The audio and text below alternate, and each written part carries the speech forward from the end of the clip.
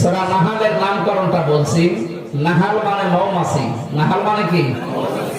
এর 68 নম্বর আয়াতে আল্লাহ এই শব্দটা দিয়েছে।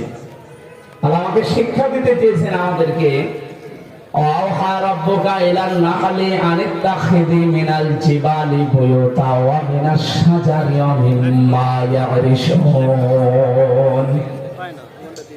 আল্লাহ পাক বলেন, আমি মৌমাছির প্রতি ওহী করেছিলাম এই যে তোমরা 3টা জায়গায় বাসা বাঁধবে, একটা গাছের ডালে, একটা পাহাড়ের চূড়ায়, আর একটা মানুষের ঘরের চালে, ছাদে, কার্নিশে। হে নবী, আপনি লক্ষ্য করে দেখবেন, সেই দিন আমি আদেশটা তাদেরকে দিয়েছি, ওই দিন থেকে শুরু করে আজ পর্যন্ত, এখান থেকে কিয়ামত পর্যন্ত মৌমাছিরা এই 3টা জায়গা ছাড়া আর কোনো জায়গায় বাসা বাঁধে না। এখান থেকে আমাদের মতো মানুষ যারা, তাদের শিক্ষা কি?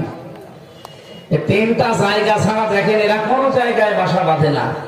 একটা আদেশ মেনে চলছে, চলবে ইলা ইয়াউমিল কিয়ামা, কিয়ামত।